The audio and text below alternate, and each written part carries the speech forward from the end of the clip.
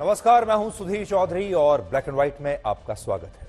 आजकल भारत के बड़े बड़े पहलवान और भारतीय कुश्ती संघ के अध्यक्ष ब्रजभूषण सिंह के बीच एक दंगल चल रहा है और पूरा देश देख रहा है। और यह दंगल अब सुप्रीम कोर्ट तक पहुंच गया है। सुप्रीम कोर्ट के आदेश पर आज दिल्ली पुलिस ने ब्रजभूषण के खिलाफ एफआईआर दर्ज करने का फैसला कर लिया है। खिलाड़ियों के इस दांव के बाद आज मैंने ब्रजभूषण शरण सिंह से बात की, जिसमें उन्होंने ये ऐलान किया है कि वो इस्तीफा देने के लिए तैयार हैं, बशर्ते खिलाड़ी भी अपना विरोध प्रदर्शन अब बंद कर दें। आज हम आपको इस घटनाक्रम के बाद ब्रजभूषण शरण सिंह का पहला इंटरव्यू दिखाएंगे। आज नीरज चोपड़ा से लेकर कपिल देव, वीरेंद्र सहवाग और सानिया मिर्जा तक देश के बड़े बड़े खिलाड़ी सड़कों पर बैठे इन पहलवानों के समर्थन में उतर आए, जिसके बाद सरकार पर और ब्रजभूषण शरण सिंह पर दबाव बहुत बढ़ गया है। बड़ी बात यह है कि अगर दिल्ली पुलिस ने यौन उत्पीड़न की सख्त धाराओं में एफआईआर दर्ज कर ली तो ब्रजभूषण शरण सिंह गिरफ्तार भी हो सकते हैं। और आज हम आपको इस पूरे मामले का एक ब्लैक एंड व्हाइट विश्लेषण दिखाएंगे, जिसमें आपको अच्छी तरह से समझ में आ जाएगा कि खेलों में राजनीति हो रही है या राजनीति में खेल हो रहा है।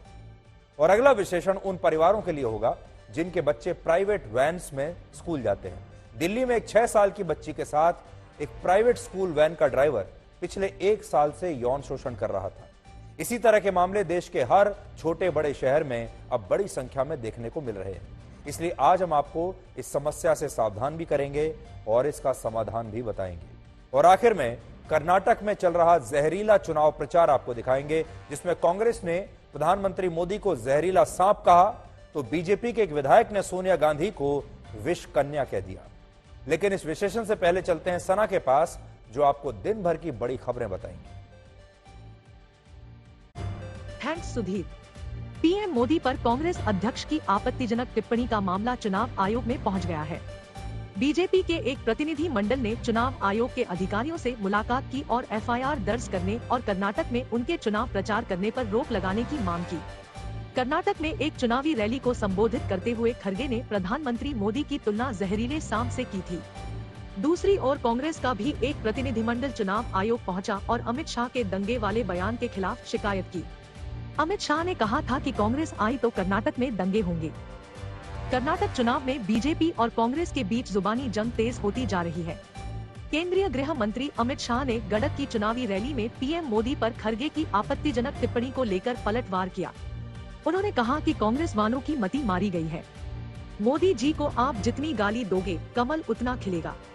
हंगल में बीजेपी अध्यक्ष जेपी नड्डा ने कहा कि कांग्रेस कर्नाटक को बर्बाद कर देगी। इस बीच कोप्पल में बीजेपी विधायक बासनगौड़ा ने सोनिया गांधी को विषकन्या बता दिया। दूसरी ओर कर्नाटक की चुनावी रैली में राहुल गांधी ने बीजेपी सरकार को 40% वाली सरकार बताया। पश्चिम बंगाल के उत्तरी जिलों में बीजेपी के बुलाए बंद के दौरान जोरदार हंगामा हुआ। कूच बिहार जिले में बीजेपी और टीएमसी कार्यकर्ताओं के बीच झड़प हुई, जिसके बाद बीजेपी कार्यकर्ता बस डिपो के सामने धरने पर बैठ गए। कई सरकारी बसों पर पत्थर फेंके गए। उधर कोलकाता में भारतीय जनता युवा मोर्चा के कार्यकर्ताओं ने राजभवन तक प्रोटेस्ट मार्च निकाला। पिछले हफ्ते में एक नाबालिग लड़की की मौत के बाद बवाल शुरू हुआ था। बुधवार की रात नॉर्थ दिनाजपुर में बीजेपी के एक कार्यकर्ता की हत्या हो गई। इसके बाद बीजेपी ने आज पश्चिम बंगाल के 7 जिलों में 12 घंटे के बंद का ऐलान किया। दिल्ली के पूर्व डिप्टी सीएम की मुश्किलें कम नहीं हो रही है। राउज एवेन्यू कोर्ट ने शराब घोटाले से जुड़े मनी लॉन्ड्रिंग मामले में भी मनीष सिसोदिया को जमानत नहीं दी। कोर्ट ने कहा कि आपराधिक साजिश के पीछे असली दिमाग सिसोदिया का था। कोर्ट ने दिल्ली के पूर्व डिप्टी सीएम को शराब घोटाले का मास्टरमाइंड माना। मनीष सिसोदिया इस फैसले के खिलाफ हाईकोर्ट में अपील करेंगे। एक दिन पहले सीबीआई केस में भी सिसोदिया की कस्टडी 12 मई तक बढ़ा दी गई। जंतर मंतर पर 6 दिनों से धरने पर बैठी महिला पहलवानों के लिए उस वक्त राहत की खबर आई जब सुप्रीम कोर्ट ने दिल्ली पुलिस को कुश्ती संघ के अध्यक्ष के खिलाफ एफआईआर दर्ज करने का निर्देश दिया। सुप्रीम कोर्ट के निर्देश के बाद महिला पहलवानों ने कहा कि उनका धरना तब तक जारी रहेगा जब तक ब्रजभूषण शरण सिंह की गिरफ्तारी नहीं होती। 21 अप्रैल को एक नाबालिग समेत 7 महिला पहलवानों ने ब्रजभूषण शरण सिंह के खिलाफ यौन शोषण की शिकायत की थी। केस न दर्ज होने पर महिला पहलवानों ने सुप्रीम कोर्ट में याचिका दाखिल की थी। इस बीच महिला पहलवानों से मुलाकात के लिए अलग अलग पार्टियों के नेताओं के पहुंचने का सिलसिला जारी है। सीबीआई की स्पेशल कोर्ट ने एक्ट्रेस जिया खान सुसाइड केस में सूरज पंचोली को बरी कर दिया। फैसले के वक्त सूरज पंचोली कोर्ट रूम में मौजूद थे। अदालत ने कहा कि आपके खिलाफ सबूत काफी नहीं है, इसलिए बरी किया जाता है। सूरज पर बॉलीवुड हीरोइन को आत्महत्या के लिए उकसाने का आरोप था। जिया ने 3 जून 2013 को मुंबई के अपने फ्लैट में सुसाइड किया था। घटना के 10 साल बाद इस पर फैसला आया है। अप्रैल के महीने में कश्मीर के कई इलाकों में बर्फबारी हो रही है, तो कई इलाकों में बारिश भी है। गुलमर्ग में हो रही ताज़ा बर्फबारी का लुत्फ उठाने के लिए बड़ी तादाद में सैलानी पहुंच रहे हैं। दिल्ली समेत पूरे एनसीआर में भी मौसम सुहाना है। मौसम विभाग के मुताबिक अगले 5 दिनों तक 14 राज्यों में तेज बारिश हो सकती है। 5 राज्यों में हल्की बारिश पड़ सकती है, जबकि 10 राज्यों में बादल छाए रहेंगे। मौसम विभाग का अनुमान है कि उत्तर भारत के मैदानी इलाकों में इस बार मई के महीने में गर्मी बहुत ज्यादा परेशान नहीं करेगी। आज ब्लैक एंड व्हाइट में हम सबसे पहले उस धरने का विश्लेषण करेंगे जिसकी पूरे देश में चर्चा हो रही है। हमारे देश के जिन रेसलर्स को, जिन खिलाड़ियों को पोडियम पर होना चाहिए था, जिन्हें स्टेडियम में इस समय अपनी प्रैक्टिस पर ध्यान देना चाहिए था, आज वही रेसलर्स इस समय दिल्ली में जंतर मंतर पर सड़क पर धरना दे रहे हैं और ये भारत के लिए बहुत दुर्भाग्यपूर्ण बात है। ये सभी खिलाड़ी भारतीय कुश्ती संघ के अध्यक्ष ब्रजभूषण शरण सिंह के इस्तीफे की मांग कर रहे हैं और उनके गिरफ्तारी की मांग कर रहे हैं। और ये मामला इसलिए बहुत गंभीर है क्योंकि इसमें राष्ट्रीय और अंतर्राष्ट्रीय स्तर के बहुत बड़े बड़े खिलाड़ी शामिल हैं जो भारत को अंतर्राष्ट्रीय मंचों पर मेडल्स दिला चुके हैं। इसलिए आज हम इस खबर को ब्लैक एंड व्हाइट में आपको दिखाएंगे और इस खबर का एक विस्तृत विश्लेषण आपके लिए करेंगे। लेकिन सबसे पहले आपको यह बताते हैं कि आज इस पूरे मुद्दे पर सुप्रीम कोर्ट में क्या हुआ है, क्योंकि यह मामला अब सुप्रीम कोर्ट पहुंच चुका है। तो सुप्रीम कोर्ट में आज 2 जजों की बेंच ने खिलाड़ियों की उस याचिका पर सुनवाई की जिसमें भारतीय कुश्ती संघ के अध्यक्ष ब्रजभूषण शरण सिंह पर कुल मिलाकर 7 महिला पहलवानों ने यौन शोषण का आरोप लगाया। तो पहली बात आप ये जान लीजिए, 7 महिला पहलवानों ने यौन शोषण का आरोप लगाया है कुश्ती संघ के अध्यक्ष पर और इनमें एक खिलाड़ी नाबालिग भी है। तो यह बहुत बड़ी और बहुत महत्वपूर्ण बात है कि इन 7 में से एक खिलाड़ी नाबालिग लड़की है जिसने यौन शोषण का आरोप लगाया है। और इस याचिका में प्रमुख रूप से 2 मांगे की गई हैं। पहली मांग ये कि अदालत यौन शोषण के इस मामले में ब्रजभूषण शरण सिंह के खिलाफ दिल्ली पुलिस को एफआईआर दर्ज करने का आदेश दे और इस मामले की जांच के लिए एक रिटायर्ड जज की अध्यक्षता में एक कमेटी का गठन किया जाए।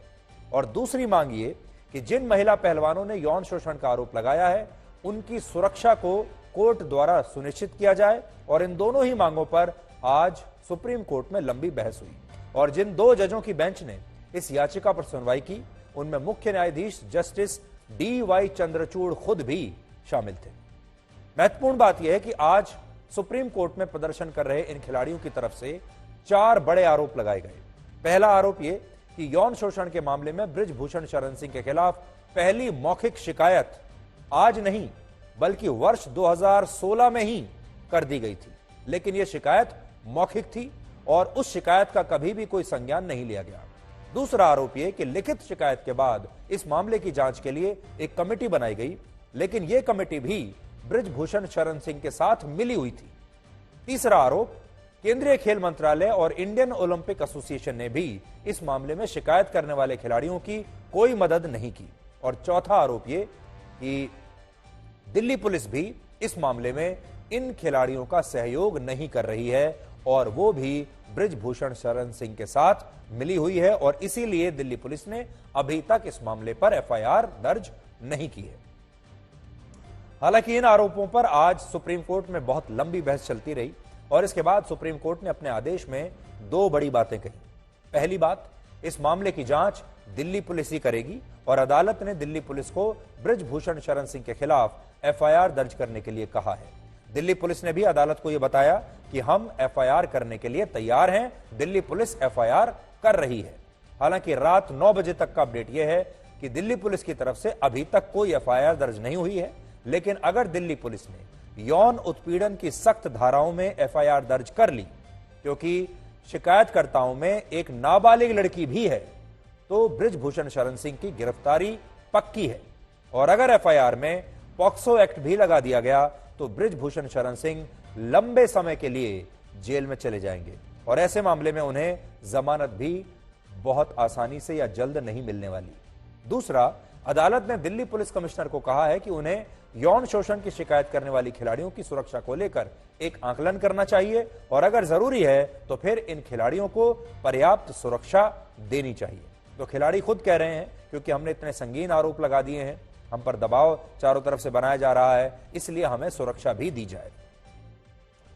जब ये सब कुछ हो चुका तो आज मैंने खुद बृजभूषण शरण सिंह का एक इंटरव्यू किया जो कि इस पूरे घटनाक्रम के बाद उनका पहला इंटरव्यू है। अभी तक उनका पक्ष कहीं सामने नहीं आ रहा था और आज मैंने उनसे बात की जिसमें बृजभूषण ने कहा कि वो भारतीय कुश्ती संघ के अध्यक्ष पद से इस्तीफा देने के लिए तैयार है, बशर्ते खिलाड़ी भी अपना विरोध प्रदर्शन उसके बाद बंद कर दें। यह एक बहुत बड़ा ऐलान इस इंटरव्यू में बृजभूषण शरण सिंह ने किया है और यह इस घटनाक्रम के बाद उनका पहला इंटरव्यू है जिसे अब आप सब लोग बहुत ध्यान से सुन सकते हैं, देख सकते हैं। आज शाम को ही मैंने उनसे यह बात की है। बृजभूषण जी, दिल्ली पुलिस आपके खिलाफ एफआईआर कर रही है इस पूरे मामले में। जो खिलाड़ियों ने मांग की थी सुप्रीम कोर्ट के कहने पर दिल्ली पुलिस ने उस मांग को स्वीकार कर लिया है। आपकी पहली प्रतिक्रिया क्या है? मैं माननीय उच्च न्यायालय के निर्णय से पूर्णतः असंतुष्ट हूं और खिलाड़ियों की बहुत दिनों से मांग चल रही थी जिसको लेकर के ये धरना भी दे रहे थे और इसी पर संज्ञान लेते हुए सुप्रीम कोर्ट में ये लोग गए थे और सुप्रीम कोर्ट से एक फैसला आया है कि इनकी एफआईआर दर्ज की जाए और जांच की जाए। इससे मैं पूर्णतः संतुष्ट हूं और जहां जरूरत पड़ेगी जांच में सहयोग करने के लिए मैं तैयार हूं। जी, पर संतुष्ट हैं या सहमत भी हैं? क्योंकि सुप्रीम कोर्ट अगर ये कहता है कि एफआईआर होनी चाहिए तो उसका यह मतलब है कि वो कहीं ना कहीं आपको दोषी मान रहे हैं। देखिए, सहमत भी हूं और संतुष्ट भी हूं क्योंकि मैं इस देश का नागरिक हूं और सुप्रीम कोर्ट इस देश की सबसे बड़ी अदालत है। उससे असहमत होना या उस पर सवाल खड़ा करना हमारे अधिकार में नहीं आता है। सुप्रीम कोर्ट जो भी करेगा, जो भी किया है उसका स्वागत है। जी, तो फिर इससे बढ़िया ये नहीं होता बृजभूषण जी कि आप इस्तीफा ही दे देते? आप इस्तीफा दे दीजिए ताकि एक निष्पक्ष जांच हो सके और अगर आपको क्लीन चिट मिलता है तो फिर आप दोबारा से अपना पद ग्रहण कर लीजिएगा। नहीं सर, इनकी मांग बार बार बदलती है। इनकी मांग आप पूरे आंदोलन में देखिए तो शुरुआत में इनकी मांग थी कि भारतीय कुश्ती संघ के अध्यक्ष अपने पद से इस्तीफा दे दें। फिर ये सेक्सुअल हरासमेंट का प्रकरण लेकर के आए। फिर उन्होंने सरकार से मांग की कि एक जांच कराइए। सरकार ने 2 कमेटी बनाई, जांच पूरी हुई और जांच की रिपोर्ट का इन्होंने इंतजार नहीं किया, तीसरा मामला लेकर के बैठ गए और फिर इन्होंने रिपोर्ट का इंतजार नहीं किया, ये सुप्रीम कोर्ट पहुंच गए और सुप्रीम कोर्ट ने आज जो फैसला दिया है उसका हम स्वागत करते हैं। और वैसे भी मेरा कार्यकाल पूरा हो गया है और चुनाव महीना 2 महीना के अंदर होंगे, जिसको भी बनना हो बनेगा और मेरा कार्यकाल पूरा हो गया है। क्या लेकिन दोषी? जी, हाँ, आप बोलिए, अपनी बात पूरी कीजिए आप। जैसे दोषी बन करके इस्तीफा देना कि नहीं मैं दोषी हूं, कहीं नहीं कहीं मतलब ये जाता है मेरे इस्तीफा का कि मैंने अपने आप को अपराधी मान लिया है और मैं इस्तीफा दे रहा हूं। तो मैं ना गलत था ना गलत हूं। कोई भी जांच बनेगी, जांच कमेटी बनेगी। देखिए, सरकार के कमेटी पर, आयोग के कमेटी पर हमने सवाल नहीं उठाया, फिर इन्होंने ये सवाल उठाया और अभी ये आगे भी सवाल उठाएंगे। दिल्ली पुलिस के फैसले पर भी सवाल उठाएंगे, हो सकता है आगे और ये करें। जी, तो अब से थोड़ी देर पहले खिलाड़ियों की एक प्रेस कॉन्फ्रेंस हुई थी, अब वो ये कह रहे हैं कि एफआईआर से काम नहीं चलेगा, आप अरेस्ट कीजिए, जब तक अरेस्ट नहीं होंगे तब तक हम धरने पर बैठे रहेंगे। आपके माध्यम से देश के लोगों से मैं कहना चाहता हूं कि आरोप भी यही लगावें, जज भी यही करें, बने, फैसला भी यही करें। ना इस देश में न्यायपालिका है, ना सुप्रीम कोर्ट है, ना सरकार है। सारी जो ये कहें वो सरकार करे, जो ये कहें सुप्रीम कोर्ट करे। जो ये कहे दिल्ली पुलिस करे। जी, पर आपको ऐसा नहीं लगता कि दोषी ना मानते हुए भी नैतिकता के आधार पर अगर आप पहले ही इस्तीफा दे देते? देखिए, पुराने जमाने में जो बड़े बड़े नेता थे वो आरोप लगते ही इस्तीफा दे देते थे और कहते थे कि आरोप के आधार पर ही इस्तीफा दे रहा हूं। सर ये कोई इतना बड़ा संवैधानिक पद नहीं है कि इससे हम लोग बहुत लाभ कमाते हैं। हमने शौक से इस मतलब कुश्ती जगत में हम आए और जितना योगदान मैंने किया है वो पूरा कुश्ती जगत जानता है। अब आपके माध्यम से मैं देश की जनता से ये पूछना चाहता हूं और अपनी बात रखना चाहता हूं। जी, ये तो अभी और मांग करेंगे, लेकिन हरियाणा के अन्य खिलाड़ी क्यों नहीं? एक फैमिली कह सकते हैं आप, एक फैमिली कह सकते हैं, एक परिवार कह सकते हैं और एक अखाड़ा, बाकी सारे बच्चे प्रैक्टिस कर रहे हैं। और मैं आपके माध्यम से देश के लोगों को कहना चाहता हूं कि कैंप के अंदर उड़ीसा के भी बच्चे रहते हैं, बंगाल के भी बच्चे रहते हैं, महाराष्ट्र के भी बच्चे रहते हैं, नॉर्थ ईस्ट के बच्चे रहते हैं, हिमाचल के बच्चे रहते हैं, मध्य प्रदेश, राजस्थान, देश के सब बच्चे रहते हैं। बार बार 2012 से लेकर के इन्हीं के साथ क्यों घटना घट रही है? सारी छेड़खानी इन्हीं के साथ क्यों हो रही है? अन्य खिलाड़ियों के साथ क्यों नहीं हो रही है? जी, पर ये जो कहते हैं कि आप रात को महिला खिलाड़ियों को बुलाया करते थे, सेक्सुअल हैरेसमेंट होता था, सेक्सुअल फेवर्स लिए जाते थे, उन्हीं लोगों को आगे बढ़ाया जाता था। सर मैं ज्यादा डिबेट में नहीं पढ़ना चाहता हूं। मैं लखनऊ से 200 किलोमीटर पर मेरा घर है, वहां पर मैं ज्यादा रहता हूं और या तो दिल्ली में रहता हूं। मेरा रात विश्राम कभी लखनऊ में होता नहीं है, या तो मैं अपने गांव पर रहता हूं। और अब जबान से जबान लड़ाने को कोई फायदा नहीं है। और आपके माध्यम से और आपसे मैं यही कहना चाहता हूं कि जो भी प्रक्रिया अपनाई जा रही है उसका मैं स्वागत करता हूं और मैं हर कदम का स्वागत करूंगा और सवाल यही उठाएंगे, गारंटी है ये सवाल उठाएंगे, क्योंकि ये राजनीति से प्रेरित हैं, इनके पीछे बड़े बड़े लोग हैं। आप सोचिए, इतने बड़े बड़े वकील खड़े हो रहे हैं जिनके 50-50 लाख रुपए जिनकी फीस है, एक सामान्य खिलाड़ी कैसे दे सकता है? और इसके पीछे राजनीति है और मैं शुरू से इस बात को मानता हूं कि राजनीति इसमें काम कर रही है और ये उसी दिशा पर बढ़ रहे हैं। आज ब्रजभूषण जी, जहां ये लोग धरने पर बैठे हैं वहां उन्होंने बड़ा सा पोस्टर लगाया है जिसमें आपके ऊपर जो 40 आपराधिक मामले दर्ज हैं उन सब की सूची लगाकर रखी है और यह बताया है कि आप भी तो एक बहुत बड़े आपराधिक प्रवृत्ति के व्यक्ति हैं और ऐसे व्यक्ति को कैसे ऐसे पद पर बैठने का अधिकार है? चलिए, ऐसा कोई संविधान में अगर होता तो मैं ना आता। संविधान में ऐसी कोई व्यवस्था नहीं है। और हाँ, आपराधिक मुकाबले तो राजनीति में जो जुड़ा रहेगा, मैं जेपी आंदोलन से जुड़ा रहा, मैं राम जन्मभूमि आंदोलन से जुड़ा रहा, लोकल में भी कुछ हमारी बड़े लोगों से तनातनी रही है, लेकिन आज तक मैं किसी भी कोर्ट ने मुझे दोषी नहीं माना है और मेरे खिलाफ आज के तारीख में कोई मुकदमा नहीं चल रहा है। सारे मुकदमे मेरे समाप्त हो चुके हैं, फिर भी इनको अधिकार है, कहें, हमें जो कोई दिक्कत नहीं है। क्या भारत सरकार या जो खेल मंत्रालय है, अनुराग ठाकुर हैं, क्या उनसे आपकी कोई बातचीत हुई है? उन्होंने आपसे ये नहीं कहा कि भाई थोड़े दिन के लिए अब आप स्टेप डाउन कर जाइए तो जांच में आसानी होगी? नहीं, पहली बार जब ये जनवरी में बैठे थे धरने पर 18 जनवरी को, तब खेल मंत्री जी ने हमसे कहा था कि आप एक लिख करके दे दीजिए कि 3 सप्ताह के लिए आप अलग रहेंगे। मैंने 3 सप्ताह के लिए लिख करके दे दिया, फिर 4 सप्ताह हुआ, बढ़ता गया और 3-4 महीने हो गए, अभी रिपोर्ट नहीं आई। कुछ लोग बताते हैं आ गई, कुछ लोग बताते नहीं आई। और मैंने किसी से कोई बात नहीं की, मुझे कोई ऐसा निर्देश किसी से नहीं प्राप्त हुआ और मैं अपना काम कर रहा हूं, जो मेरी ड्यूटी है उसको मैं कर रहा हूं। और जो इनकी ड्यूटी है वो अपनी ड्यूटी कर रहे हैं, ये अपनी ड्यूटी कर रहे हैं, अखाड़ा छोड़ करके जंतर मंतर पर प्रैक्टिस कर रहे हैं, ये इनकी ड्यूटी है, हम अपना काम कर रहे हैं, मेरी ड्यूटी है।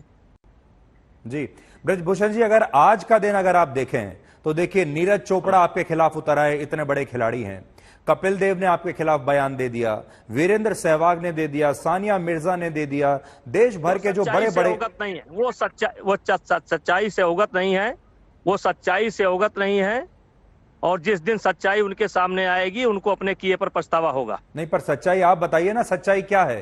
क्या सच्चाई है? हम तो बता चुके सर, कल आपने सुधीर जी हम तो सच्चाई बता चुके कि एक ही अखाड़ा क्यों, एक ही परिवार क्यों, हरियाणा के अन्य अखाड़े अन्य परिवार क्यों नहीं, और देश के अन्य महिला खिलाड़ी क्यों नहीं। आज देश के कैंप में केवल अकेले तो ये रहते नहीं, अन्य प्रदेश के भी खिलाड़ी रहते हैं, विदेश अकेले जाते नहीं। तो किसी को क्यों नहीं शिकायत है, केवल इन्हीं को क्यों शिकायत है? देश की जनता अगर सुन रही होगी तो इस बात को सोचेगी, और जो फैसला आएगा उस फैसले का हम आदर करेंगे, सम्मान करेंगे, और सवाल ये फिर उठाएंगे। जी, अब मैं आप ही के इस सवाल को घुमा देता हूं। मैं अब ये पूछता हूं कि इतने सारे फेडरेशन हैं, एसोसिएशन हैं, सिर्फ आपको क्यों चुना गया इतने गंभीर आरोप लगाने के लिए? सिर्फ आपके खिलाफ क्यों हो रहा है ये सब? और भी तो बहुत सारे लोग हैं। सर बड़ी लंबी बहस हो जाएगी, लेकिन मैं एक पॉलिसी लेकर के आया। पहले एक स्थिति ऐसी थी सुधीर जी कि खिलाड़ी किसी भी टीम किसी भी प्रांत की हो, खिलाड़ी हरियाणा का होता था। मैंने उसमें सुधार किया। मेरी बात को फिर से सुनिए, ध्यान से सुनिए जी। और देखिए, आप भी ध्यान से बताइएगा, पूरा देश इस समय आपको सुन रहा है। नहीं, सुनिए, एक समय ऐसा था कि टीम कहीं की, खिलाड़ी हरियाणा का। उस स्थिति को मैंने ठीक किया। फिर एक पॉलिसी लेकर के मैं आया कि हमारे कैंप की पॉलिसी क्या होगी। तो कैंप की पॉलिसी ये होगी, जो नेशनल लड़ेगा या ओपन नेशनल लड़ेगा वही कैंप में जाएगा। अगर कोई टॉप का खिलाड़ी है तो सरकार उसको अलग से डाल दे, मुझे कोई आपत्ति नहीं है। तीसरी एक पॉलिसी लेकर के आई कि ट्रायल में पारदर्शी व्यवस्था की जाएगी, किसी को कोई फेवर नहीं किया जाएगा। पहले ऐसा चलता था कि सारे बच्चों की ट्रायल आपस में हो जाती थी, फिर ये जो सेलिब्रिटी हैं इनकी ट्रायल एक बच्चे से हो जाती थी और एक कुश्ती हरा करके चले जाते थे। हमने कहा नहीं भाई, जैसे सब बच्चे जैसे ट्रायल देंगे वैसे आपको भी ट्रायल देना पड़ेगा। इसी प्रकार से ओलंपिक क्वालिफाई अगर कोई बच्चा करके आता है तो उसको भी ट्रायल देना पड़ेगा। ट्रायल किससे देना पड़ेगा? पहले देश के जो बाकी रेसलर हैं उनकी आपस में ट्रायल होगी, फिर एक कुश्ती इनकी उनके साथ होगी। अगर वो बच्चा जीत जाता है तो इनको 15-20 दिन के बाद फिर मौका मिलेगा, और अगर ये उस बच्चे को हरा लेते हैं तो इनका कोटा पक्का माना जाएगा। यानी कि नया बच्चा कोई आएगा तो उसको 3 बार ट्रायल देना पड़ेगा, एक देश के खिलाड़ियों को हराना पड़ेगा और इनको 2 बार हराना पड़ेगा। तो इसमें क्या आपत्ति है? दुनिया के कई देश ये लागू करते हैं। और मैंने कुश्ती के भलाई के लिए ये काम किया, ये काम इनको नहीं पसंद आया, और कभी आकर के इन्होंने आपत्ति भी नहीं दर्ज कराई कि नहीं ये चीजें इसमें पॉलिसी में कोई सुधार करिए। और अगर इनको मुझसे पीड़ा थी या 2012 से लगातार इनके साथ घटनाएं घट रही थी, तब भी पुलिस थी, तब भी आईओ था, तब भी खेल मंत्रालय था, तब भी देश था, तब भी जंतर मंतर था। आज ही क्यों जंतर मंतर? और सारी शिकायत जंतर मंतर से ही क्यों? ये जंतर मंतर जाने के पहले क्या कभी खेल मंत्रालय के पास गए? कभी आईओ में गए? कभी मीडिया के पास गए कि मेरे साथ ये हो रहा है, मेरे साथ नाइंसाफी हो रही है, सेक्सुअल हरासमेंट हो रहा है? कभी नहीं गए। जी ब्रजभूषण जी, असल में देखिए, ये इतने बड़े बड़े खिलाड़ी हैं, इन्होंने देश के लिए इतने बड़े बड़े खेलों में मेडल्स जीते हैं, देश को इन्होंने इतना भावुक किया है। हम सब इनके साथ जब ये मेडल जीतते थे, हमारा राष्ट्रगान चलता था, इनके साथ हम रोते थे, अब पूरा देश भावुक होता था। आज जब ये सड़क पर बैठकर रो रहे हैं, सुनिए, तो पूरा देश जितना इनके जीत में हमारा योगदान है, उतना योगदान देश में किसी का नहीं है। उतना योगदान किसी का नहीं, जितना इनके जीत में, इनको पहलवान बनाने में मेरा योगदान है, उतना किसी का योगदान नहीं है। और सर क्षमा करिएगा, मेडल जीतना अलग बात है और मेडल के आधार पर नहीं तय कर सकते हैं। आज देश का एक ऐसा खिलाड़ी जो देश के लिए 2 मेडल लेकर के आया था, आज आप देखिए कि वो कहां पर है। और इसलिए इनकी पूरी बात सच नहीं मानी जा सकती है। चलिए, अब तो हमारे हाथ में है नहीं, सुप्रीम कोर्ट के हाथ में है और पुलिस के हाथ में है। हमारे हाथ में आज के तारीख में कुछ नहीं है। और जी। आपके सवालों का मैंने जवाब दिया सर। आखिरी सवाल ये है, आपके हाथ में इस्तीफा देना है, आप उस विकल्प को क्यों नहीं चुनते हैं? इस्तीफा पूछिए, इस्तीफा से अगर ये संतुष्ट हो जाए तो मैं आपके पास भिजवा देता हूं। तो आप अगर इस्तीफा ही है, संतुष्ट हो जाए, इनसे पूछिए तो मैं भिजवा देता हूं। तो कहेंगे उनका कार्यकाल समाप्त हो गया, क्या एहसान कर रहे हैं। अगर इस्तीफा ही इनका है तो इस्तीफा मैं आपको भिजवा देता हूं, आप भिजवा दीजिए इनको। तो क्या मैं ये कह सकता हूं कि आप इस्तीफा देने के लिए तैयार हैं? अगर ये लोग अपना धरना वापस ले लें, अपना प्रोटेस्ट वापस ले लें, तो आप दे देंगे इस्तीफा? मैं आपको, आप कहें इनसे बात कर लीजिए, ये जाएं अपनी प्रैक्टिस करें, मैं इस्तीफा आपको भिजवा दूंगा। तो आप तैयार हैं इस्तीफा देने के लिए? अपराधी बनकर नहीं, लेकिन आप कहेंगे तो मैं इस्तीफा दे दूंगा। ये अगर ये इस बात पर उठने तैयार है, अपनी प्रैक्टिस करने तैयार है, अपने घर जाने तैयार है, तो इस्तीफा क्या बड़ी चीज है, दे दूंगा। तो आप अभी आज तक के माध्यम से ही इनसे एक अपील कर सकते हैं। अभी देखिए, ये भी सुन रहे हैं, पूरा देश भी सुन रहा है, गाली दे रहे हैं मुझे, इनसे मैं क्या अपील करूं। बगल में बैठ करके चाय पीते थे, बगल में बैठ करके अपनी पारिवारिक बातें करते थे, अपनी पारिवारिक समस्याएं रखते थे, अब गाली बक रहे हैं। इनको मैं क्या अपील करूं। हाँ, अगर आपसे ये वादा करें तो मैं आपको इस्तीफा भिजवा दूंगा। ठीक है बृजभूषण जी, बहुत बहुत शुक्रिया हमसे बात करने के लिए। और ये जो आपका प्रपोजल है, ये हम उन खिलाड़ियों तक जरूर पहुंचा देंगे। और अगर हम तो यही चाहते हैं कि ये खिलाड़ी भी स्टेडियम में दिखाई दें। और आप बहुत बहुत धन्यवाद, बहुत बहुत धन्यवाद। Thank you, thank you. तो सबसे बड़ी बात बृजभूषण शरण सिंह ने जो इस इंटरव्यू में कही है वो ये है कि मैं इस्तीफा देने के लिए तैयार हूं। अगर खिलाड़ी अपना विरोध प्रदर्शन वापस ले लेते हैं तो मैं इस्तीफा आपको भिजवा दूंगा और मैं इस्तीफा देने के लिए तैयार हूं।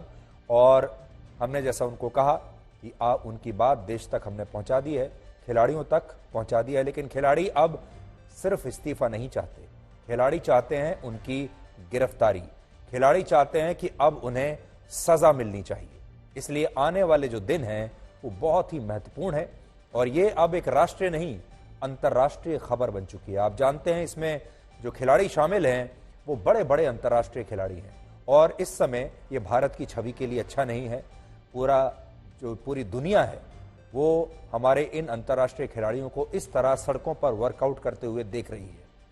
अब हम आपको उन खिलाड़ियों के बयान सुनवाते हैं जिनका यह कहना है कि उन्हें बृजभूषण शरण सिंह का सिर्फ इस्तीफा नहीं चाहिए, बल्कि वो चाहते हैं कि उनकी संसद की सदस्यता भी रद्द हो और उन्हें गिरफ्तार करके जेल में भेजा जाए। इसके बाद ही वो अपना विरोध प्रदर्शन समाप्त करेंगे। सबसे पहले तो दिल्ली पुलिस पर देखो, हमें भरोसा नहीं है क्योंकि 6 दिन के बाद सुप्रीम कोर्ट के ऑर्डर के बाद उन्होंने एफआईआर की है। तो सबसे पहले तो यही है कि फेयर इन्वेस्टिगेशन हो और पुलिस को भी सही और कर देंगे, ऐसी कोई बात नहीं है। लेकिन हम जो मेन है वो सुप्रीम कोर्ट के आगे अपने बयान देंगे और बस फिर फेयर डिसीजन होना चाहिए। उसके जो सारे पदों से उसको हटाया जाए, जैसे भी जो भी अभी कार्रवाई होगी और उचित जो सजा होगी, वो जेल में जाना चाहिए। ये सारी चीज़ें वो इन्वेस्टिगेट करके जो भी उसके लिए उचित सजा होगी वो होनी चाहिए। उसके बाद हमारे जो बड़े बुजुर्ग सब बोलेंगे, क्योंकि सब ने इतना साथ दिया है हमारा, उसके बाद ही हम धरना खत्म करेंगे, वरना हम यहाँ से नहीं हिलने वाले। हमारा कोर्ट का डिसीजन आया है, लेकिन दिल्ली पुलिस पे हमें अभी भी ट्रस्ट नहीं है। मेरा प्रधानमंत्री जी से नैतिकता के आधार पर एक अपील है कि उनको हर एक पद से हटाया जाए जो वो सांसद हैं, चाहे वो रेसलिंग फेडरेशन को संभाल रहे हैं, क्योंकि जब तक वो उस पद पर रहेंगे वो उस पद का गलत यूज करेंगे, जांच को प्रभावित करेंगे और हम निष्पक्ष जांच चाहते हैं। बृजभूषण रेसलिंग फेडरेशन के अध्यक्ष हैं। अगर कोई अध्यक्ष किसी खिलाड़ी के साथ ऐसे शोषण करता है तो वो किसके पास जाएंगे शिकायत करने के लिए? तो उनको तो तुरंत जेल में डाल देना चाहिए अभी, क्योंकि उनके पास उनको ऑर्डर मिल चुके हैं अभी सुप्रीम कोर्ट से भी कि भाई आप एफआईआर दर्ज करिए। जब ऐसे फेडरेशन के अध्यक्ष ही ऐसे शोषण करते रहेंगे तो किसके पास शिकायत लेके जाए खिलाड़ी? उनसे बड़ा तो उस फेडरेशन में कोई नहीं है। तो मुझे लगता है कि दिल्ली पुलिस को कड़ी से कड़ी कार्रवाई करनी चाहिए, उनको जेल में डालना चाहिए जल्दी से जल्दी। कौन सही कह रहा है, कौन झूठ बोल रहा है, किसके आरोपों में कितना दम है, ये तो जांच के बाद पता चलेगा, क्योंकि अब ये मामला सुप्रीम कोर्ट में पहुंच गया है। इसलिए कितनी सच्चाई है, क्या सही है क्या गलत अब ये कहना तो बड़ा मुश्किल है, लेकिन जैसे अंग्रेजी में कहते हैं politics is all about optics. Optics का मतलब है इस देश की जनता और दुनिया के लोग क्या देख रहे हैं। देश की जनता ये देख रही है कि जिन खिलाड़ियों पर हमें गर्व है, जिन खिलाड़ियों ने देश का मान ऊपर किया, जिन खिलाड़ियों ने हमें गौरवान्वित किया, जब ये खिलाड़ी पोडियम पर खड़े होकर मेडल लेते थे और हमारा राष्ट्रगान पीछे चलता था तो हमारी आंखें भर आती थीं, खुशी में हम रोने लगते थे। आज वो खिलाड़ी हमें सड़कों पर रोते हुए दिखाई दे रहे हैं। इसलिए एक बात ये कहनी होगी कि पूरे देश के लोगों का जो समर्थन है, जो सहानुभूति है, वो इन खिलाड़ियों के साथ है। सरकार को क्या करना चाहिए था? अगर बृजभूषण शरण सिंह जो आज कह रहे हैं कि मैं इस्तीफा देने को तैयार हूं, अगर उसी दिन इस्तीफा दे देते तो यह मामला यहां तक ना बढ़ता। अगर सरकार उन्हें उसी दिन कह देती कि इस्तीफा दे दीजिए तो यह मामला आज यहां तक ना आता। और दिल्ली पुलिस भी अगर पहले दिन ही एक एफआईआर दर्ज कर लेती और जांच शुरू कर देती तो ये नौबत आज यहां तक ना आती। इसलिए इतना जरूर कहना चाहेंगे हम कि इसमें जो एक्शन होना चाहिए था वो नहीं हुआ, लगातार उसे डिले करते रहे और उसकी वजह से आज ये हुआ कि देश भर के जो लोग हैं वो भी इन खिलाड़ियों के साथ हैं। जो देश के बड़े बड़े खिलाड़ी हैं वो भी अब अपना पूरा समर्थन इन्हें दे रहे हैं।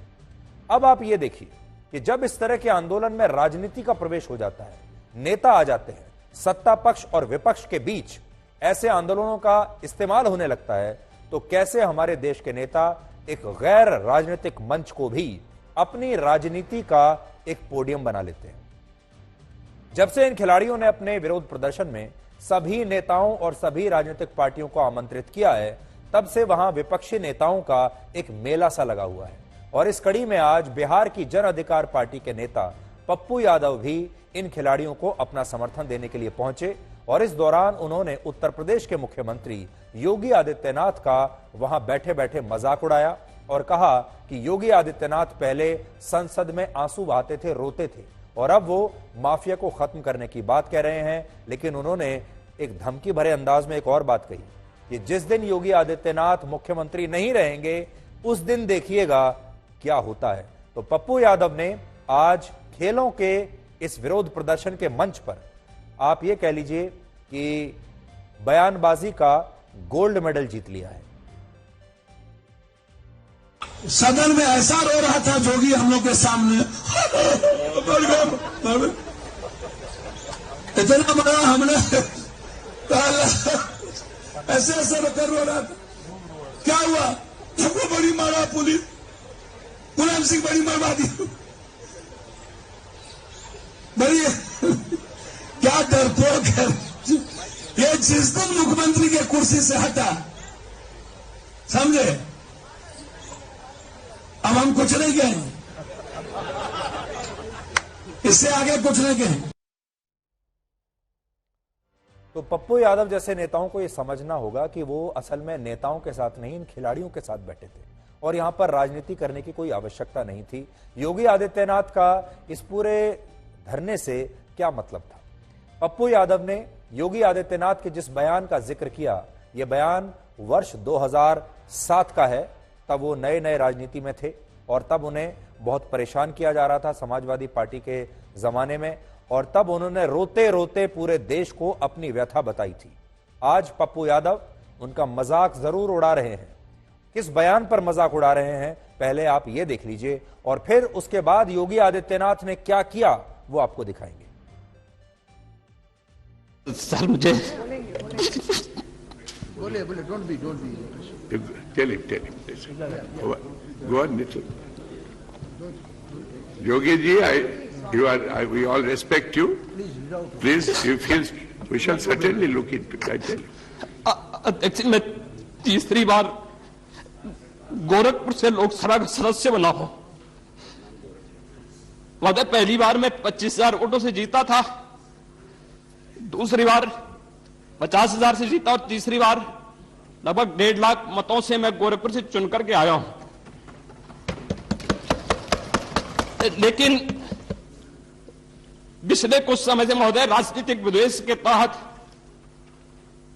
मुझे जिस प्रकार से राजनीतिक पूर्वाग्रह का शिकार बनाया जा रहा है, मैं केवल आपसे अनुरोध करने के लिए आया हूं, क्या मैं इस सदन का सदस्य हूं या नहीं हूं, और क्या सदन मुझे संरक्षण दे पाएगा या नहीं दे पाएगा।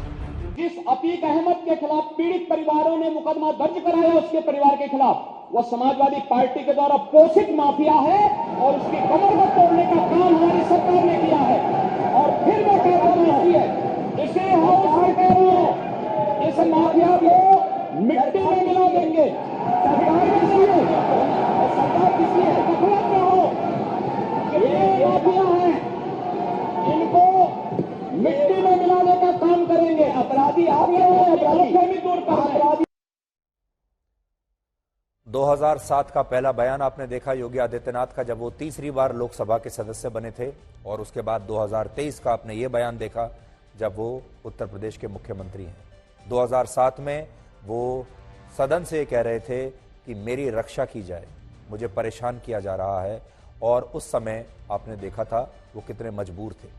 लेकिन हो सकता है जब वो ये आंसू बहा रहे थे, शायद तभी उन्होंने ये प्रण ले लिया हो कि एक दिन जब वो मुख्यमंत्री बनेंगे तो वो इसी माफिया का इसकी सफाई कर देंगे और मिट्टी में मिला देंगे। और इसीलिए जब 2023 में उनका ये बयान आया तो वो कह रहे हैं कि इस माफिया को मैं मिट्टी में मिला दूंगा। पप्पू यादव योगी आदित्यनाथ का मजाक उड़ाने के लिए बिहार से दिल्ली के जंतर मंतर पर तो आ गए, लेकिन उन्हीं के राज्य में मुख्यमंत्री नीतीश कुमार ने इतने बड़े माफिया आनंद मोहन सिंह को जेल से रिहा कर दिया है। उस पर पप्पू यादव ने कुछ नहीं कहा। और आप खुद सोचिए पप्पू यादव के इस बयान से इन खिलाड़ियों के आंदोलन को क्या फायदा हुआ होगा। जबकि हम तो ये कहेंगे कि उन्होंने इस मंच का दुरुपयोग किया है राजनीति के लिए। सच्चाई यह है कि ये सारे विपक्षी नेता इन खिलाड़ियों का अपनी राजनीति के लिए इस्तेमाल कर रहे हैं और खिलाड़ियों को यह बात समझ में नहीं आ रही। पिछली बार जब ये खिलाड़ी जंतर मंतर पर बैठे थे तब इन्होंने तमाम नेताओं को यह कह दिया था कि ये राजनीतिक मंच नहीं है, हम किसी को भी यहां आने की इजाजत नहीं देंगे, और इन्होंने तमाम नेताओं को वापस भेज दिया था। लेकिन इस बार इन्होंने कहा कि सारे नेताओं का हम स्वागत करते हैं, जो भी हमारा समर्थन देने के लिए आएगा। और तब से ही अब जंतर मंतर विपक्षी नेताओं के लिए उनका मनपसंद टूरिस्ट स्पॉट बन चुका है। एक ऐसा टूरिस्ट स्पॉट जहां पर हर नेता आकर एक भाषण देना चाहता है और अपनी फोटो खिंचवाना चाहता है, और वहां से बैठकर वो मोदी को कोसना चाहता है।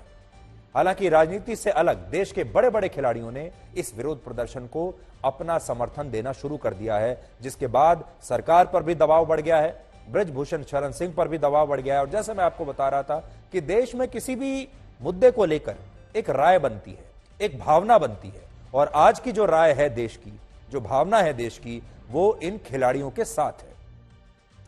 आज इन खिलाड़ियों को जो समर्थन मिला है दूसरे बड़े बड़े खिलाड़ियों का, उनमें टोक्यो ओलंपिक्स में भारत के लिए गोल्ड मेडल जीतने वाले मशहूर एथलीट नीरज चोपड़ा भी शामिल हैं, जिन्होंने अपने एक ट्वीट में लिखा है कि एथलीट्स को सड़कों पर उतरकर न्याय की मांग करते देखना बड़ा दुखद है। उन्होंने देश को सम्मान दिलाने के लिए कठिन परिश्रम किया है और हमें गर्व का अनुभव कराया है। एक राष्ट्र के रूप में हमारी यह जिम्मेदारी है कि हम हर व्यक्ति की गरिमा और उसके सम्मान की रक्षा करें, चाहे वो एथलीट हो या नहीं। जो हो रहा है ये कभी नहीं होना चाहिए। ये एक संवेदनशील मुद्दा है और इसका हल निष्पक्ष और पारदर्शी तरीके से होना चाहिए, ये लिखा है नीरज चोपड़ा ने। नीरज चोपड़ा के अलावा ओलंपिक खेलों में भारत को गोल्ड मेडल दिलाने वाले अभिनव बिंद्रा, पूर्व क्रिकेटर कपिल देव, वीरेंद्र सहवाग, हरभजन सिंह और मशहूर टेनिस खिलाड़ी सानिया मिर्जा और बॉक्सर निखत जरीन ने भी कहा है कि वो इन खिलाड़ियों के साथ हैं, उनका पूरा समर्थन इन खिलाड़ियों के साथ है।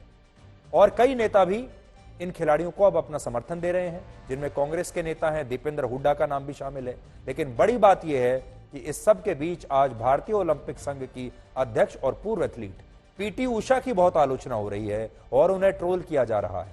इसलिए ट्रोल किया जा रहा है कि पीटी उषा ने खिलाड़ियों के इस विरोध प्रदर्शन को उनकी अनुशासनहीनता बता दिया था। पीटी उषा ने क्या कहा था आपको हम बताते हैं। पीटी उषा ने कल असल में खिलाड़ियों के इस विरोध प्रदर्शन को उनकी अनुशासनहीनता बताया और कहा कि अगर ये खिलाड़ी ओलंपिक संघ के पास ना आकर सीधे सड़क पर धरना देते हैं तो ये ना तो देश के लिए अच्छा है और ना ही खेल के लिए अच्छा है, और इससे भारत की अंतर्राष्ट्रीय स्तर पर छवि खराब हो रही है। अब उनके बयान का बड़ा विरोध हो रहा है और प्रदर्शन कर रहे खिलाड़ियों ने भी इस पर बड़ा दुख जताया है। Whatever they are having feeling, they could have come to us and then it could have been solved. If that it is not solving, then they can go to everywhere. But instead of that, they are going straight away to street. It is not good for the sports. It is not at all good for the sports. So we don't want to make any problem for sports people, and we want our athletes to participate in the Asian Games. हम दिन रात हम यहाँ हैं, यहीं खा रहे हैं, यहीं सो रहे हैं मच्छरों में, और फिर सडन बयान आता है पीटी उषा जी का कि ये अनडिसिप्लिन कर रहे हैं। तो ये बात सुनते ही तो मुझसे बिल्कुल भी नहीं रुका गया कि हम तो इतना स्ट्रगल कर रहे हैं एक अच्छी मतलब एक न्याय की लड़ाई के लिए, और वो एकदम से बोल रहे हैं कि हम अनडिसिप्लिन कर रहे हैं। और उन्होंने तो 1 मिनट में कह दी, लेकिन महिला खिलाड़ी होने के नाते भी उन्होंने एक बार भी नहीं सोचा कि आप भी महिला हो, अगर आपके साथ ऐसा हुआ होता तो आप भी फिर भी यही कहते। बस यही बात का दुख है कि एथलीट होने के नाते हमारा दर्द नहीं समझ पाई हो। तिरंगे का मान सम्मान हम बढ़ाते हैं। पीटी उषा मैम बोल रही है कि हम रूल तोड़ रहे हैं, कि हम अनडिसिप्लिन एथलीट हैं। इन अनडिसिप्लिन में रह के इतना कोई देश के लिए कैसे कर सकता है? मतलब इतना बड़ा एथलीट ऐसी बातें बोल रहा है तो वो वही तकलीफ हो रही है। बस अब क्या बताएं, तकलीफ कभी कभी मतलब आंसू के थ्रू निकल रही है। आज बहुत सारे लोग ये भी कह रहे हैं कि 66 वर्ष के बृजभूषण शरण सिंह को इसलिए भारतीय कुश्ती संघ के अध्यक्ष पद से नहीं हटाया गया क्योंकि वो बीजेपी के सांसद हैं और उन्हें केंद्र सरकार का पूरा समर्थन मिल रहा है। लेकिन क्या आप जानते हैं कि बृजभूषण शरण सिंह भारतीय कुश्ती संघ के अध्यक्ष कब बने थे और किसने उन्हें बनाया था और उस समय किसकी सरकार थी? इस पद पर उन्हें वर्ष 2011 में नियुक्त किया गया था, जब देश में यूपीए की सरकार थी और प्रधानमंत्री थे डॉक्टर मनमोहन सिंह। उस समय बृजभूषण बीजेपी के नहीं बल्कि समाजवादी पार्टी के सांसद थे, यानी जब वो भारतीय कुश्ती संघ के अध्यक्ष बने उस समय वो समाजवादी पार्टी के सांसद थे, बाद में बीजेपी में आए। लेकिन यह बात भी सच है कि पिछले 4 दशकों में उनके खिलाफ बहुत सारे आपराधिक मामले दर्ज हुए हैं, जिनमें उन पर हत्या की कोशिश जैसे कई गंभीर आरोप हैं और उन्हें टाडा के एक मामले में तिहाड़ जेल में भी रहना पड़ा था। उस समय उन पर आरोप था कि उन्होंने अंडरवर्ल्ड डॉन दाऊद इब्राहिम से मोबाइल फोन पर बात की है और वो कई आतंकवादी गतिविधियों का भी हिस्सा रहे हैं। हालांकि इस मामले में उन्हें बाद में सीबीआई ने बरी कर दिया था और ये आरोप तब अदालत में साबित नहीं हो पाए थे। और यहां एक तथ्य यह भी है कि आज तक बृजभूषण शरण सिंह के खिलाफ 40 से ज्यादा आपराधिक मामले दर्ज हो चुके हैं, लेकिन आज तक इनमें से किसी भी मामले में उन्हें अदालत ने दोषी नहीं पाया है। यानी आरोप तो उन पर बहुत सारे हैं, लेकिन यह आरोप अभी अदालत में साबित नहीं हुए। वैसे अब तक हुए ओलंपिक खेलों में भारत ने कुल 35 मेडल जीते हैं, जिनमें से 7 मेडल अकेले कुश्ती में मिले हैं, जबकि कॉमनवेल्थ गेम्स में भारत ने अब तक 564 मेडल जीते हैं, जिनमें से 115 मेडल कुश्ती में मिले हैं। यानी कुश्ती के खिलाड़ियों ने भारत को दुनिया भर में बहुत सम्मान दिलाया है, इसलिए इन खिलाड़ियों के धरने देने की नौबत आनी ही नहीं चाहिए थी। और आज देश का कोई भी व्यक्ति, कोई भी नागरिक इन खिलाड़ियों को इस तरह सड़क पर देखकर बिल्कुल भी खुश नहीं है। यहां एक और बड़ी बात यह है कि भारत में खेलों से जुड़ी संस्थाएं, फेडरेशंस, एसोसिएशंस और बोर्ड्स में राजनीतिक दखल बहुत ज्यादा होता है और भारत में खेल केंद्र का भी विषय है और राज्यों का भी विषय है। इसलिए भारत में खेलों को लेकर राष्ट्रीय स्तर से लेकर राज्य स्तर तक बहुत राजनीति है और इनसे जुड़ी संस्थाओं का संचालन ज्यादातर नेताओं द्वारा ही किया जाता है, जबकि ऐसा नहीं होना चाहिए। और पूरे प्रदर्शन की जड़ में एक कारण यह भी है। इसलिए आज हम आपके सामने एक बहुत बड़ा प्रश्न यह रखना चाहते हैं कि हमारे देश में खेलों के जितने भी संघ हैं, चाहे वो आप बीसीसीआई देख लीजिए या फिर कोई और खेलों का फेडरेशन, एसोसिएशन देख लीजिए, इन सब के अध्यक्ष और इन सब के जो सदस्य हैं ये सिर्फ नेता ही क्यों हैं? क्यों ऐसा होता है कि हर संघ को, खेलों के अंदर भी हमने नेताओं को ही घुसा रखा है? क्या हमारे देश में ऐसे लोग नहीं हैं, ऐसे प्रशासक नहीं हैं, ऐसे खिलाड़ी नहीं हैं जो इन संघों को चला नहीं सकते, जो इन एसोसिएशंस को चला नहीं सकते, जो खेलों को अच्छे से समझ नहीं सकते? इसलिए आज देश की जनता को भी यह तय करना है और देश को चलाने वाले लोगों को भी यह तय करना है कि इन खेल संघों में, इन एसोसिएशंस में, इन फेडरेशंस में ऐसा आखिर क्या दिखता है हमारे देश के नेताओं को कि उन सब का मन इन्हीं फेडरेशंस में लगा हुआ है। हर नेता का यही उद्देश्य रहता है, यही सपना रहता है कि वो किसी न किसी खेल की फेडरेशन का या किसी खेल के बोर्ड का अध्यक्ष बन जाए। आप बीसीसीआई देख लीजिए, इस तरह के जो खेलों के बोर्ड हैं वो देख लीजिए, कैसा भी संघ आप देख लीजिए, सब जगह हमारे देश के नेता ही इन संघों को चला रहे हैं। हमें ऐसा लगता है कि ये एक संघ की बात नहीं है, एक फेडरेशन की बात नहीं है। अब ये समय आ गया है कि भारत की सरकार, राज्य सरकारें और देश के लोग ये सोचें कि हमारे देश के खिलाड़ियों का भविष्य वो आज भी नेताओं के हाथ में देना चाहते हैं या प्रोफेशनल लोगों के हाथ में देना चाहते हैं, खिलाड़ियों के या फिर अच्छे प्रशासकों के हाथ में देना चाहते हैं जो कि खिलाड़ियों की समस्याओं को अच्छी तरह से समझ सके। ये एक बहुत बड़ा प्रश्न मैं आपके दिमाग में आज छोड़कर जा रहा हूं। और जाने से पहले एक बात याद आ गई। पप्पू यादव ने आज बड़े खुश होकर योगी आदित्यनाथ का मजाक उड़ाया जब योगी आदित्यनाथ लोकसभा में अपना भाषण देते देते भावुक हो गए थे और रोने लगे थे। लेकिन पप्पू यादव अपना जमाना भूल गए जब उनकी भी एक बार पिटाई हुई थी और पप्पू यादव खुद भी रोने लगे थे। और जाने से पहले उनका वो वीडियो मैं जरूर आपको दिखाना चाहता हूं। उम्मीद करता हूं कि पप्पू यादव को भी बड़ा अच्छा लगेगा। बिहार के मुजफ्फरपुर के खबड़ा में हमला हुआ। मीडिया से बात करते करते पप्पू यादव भावुक हो उठे।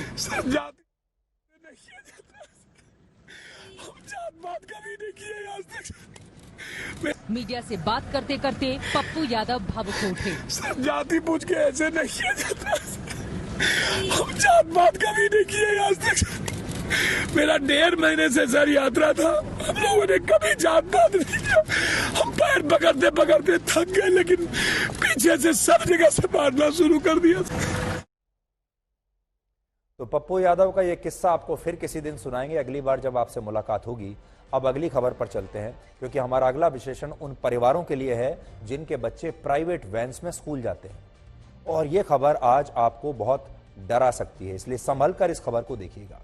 यह घटना दिल्ली की है, जहां पुलिस ने 30 साल के एक कैब ड्राइवर को 6 साल की एक बच्ची का यौन शोषण करने के आरोप में गिरफ्तार किया है। और इस आरोपी ड्राइवर का नाम है मोहम्मद अजहर।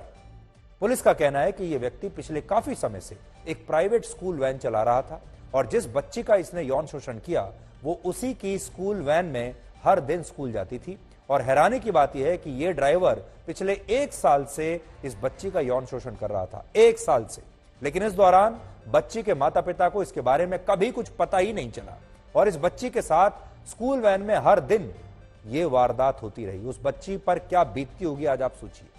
इससे भी ज्यादा चौंकाने वाली बात यह है कि स्कूल वैन में इस बच्ची के अलावा 10 से 15 और बच्चे भी हर रोज उसके साथ स्कूल जाते थे और इन बच्चों का घर इस बच्ची के घर के बाद आता था। लेकिन इसके बावजूद ये ड्राइवर पूरे 1 साल तक इस पीड़ित बच्ची को सबसे आखिर में घर पर ड्रॉप करता था। आखिर में जब ये बच्ची अकेली रह जाती थी तो आखिर में इस बच्ची को ड्रॉप करता था और इसके माता पिता ने कभी इसका संज्ञान नहीं लिया या इस पर गंभीरता से सोचा ही नहीं। और इस दौरान ये बच्ची भी इतनी छोटी थी कि उसके लिए ये बात समझ पाना बहुत मुश्किल था कि उसकी स्कूल वैन में उसके साथ कितना घिनौना अपराध हो रहा है। और इसलिए 1 साल तक इस घटना के बारे में किसी को कुछ पता नहीं चला।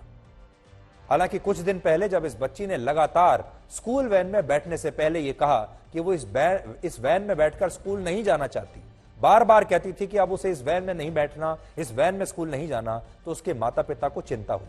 और जब उसकी मां ने इस बच्ची को गुड टच और बैड टच के बारे में बताया तो और उससे पूछा कि क्या ड्राइवर अंकल उसे गलत तरीके से छूते हैं, तो ये बच्ची सहम गई और रोने लगी। और इसके बाद इस बच्ची के माता पिता की शिकायत पर स्कूल वैन के ड्राइवर को पुलिस ने गिरफ्तार किया।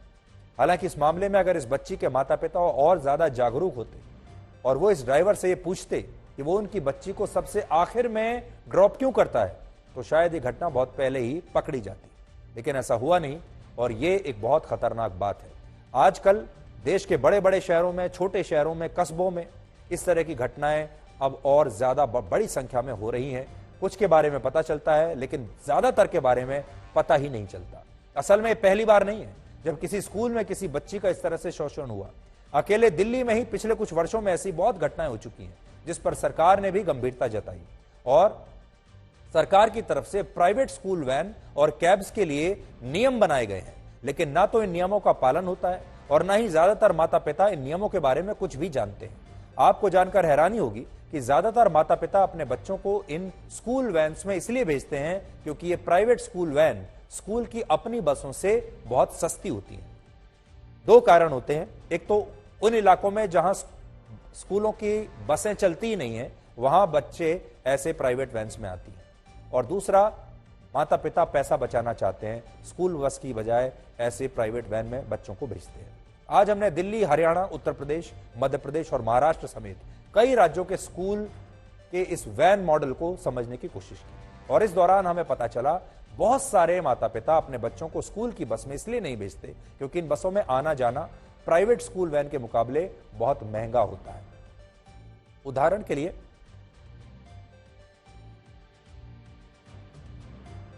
अब हम आपको यह बताते हैं कि इस समस्या का समाधान क्या है। अगर आप ध्यान से सुन रहे हैं तो इन पॉइंट्स को नोट कर लीजिए। आज हमारे पास आपके लिए 5 जरूरी सुझाव हैं, आप नोट करिए।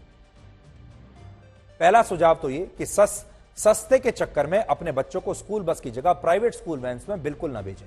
दूसरा, अगर किसी स्कूल के पास अपनी खुद की बस नहीं है और ऐसी स्थिति में किसी माता पिता के पास प्राइवेट स्कूल वैन्स का ही विकल्प है तो उन्हें 3 बातों को बहुत ध्यान रखना है। पहला, वो स्कूल वैन सरकार द्वारा रजिस्टर्ड होनी चाहिए। दूसरा, उस स्कूल वैन के ड्राइवर का पुलिस वेरिफिकेशन जरूर होना चाहिए। तीसरा, अगर उस वैन में कोई बच्ची भी जाती है तो ये सुनिश्चित करें कि स्कूल वैन में उसके साथ एक फीमेल अटेंडेंट, एक महिला अटेंडेंट जरूर हो।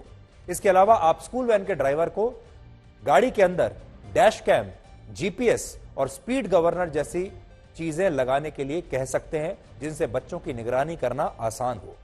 चौथा सुझाव यह है कि अगर आपका बच्चा वैन में स्कूल जाने से बार बार मना करता है तो उस पर दबाव बनाने के बजाय उससे जानने की कोशिश कीजिए कि वो वैन में क्यों नहीं जाना चाहता।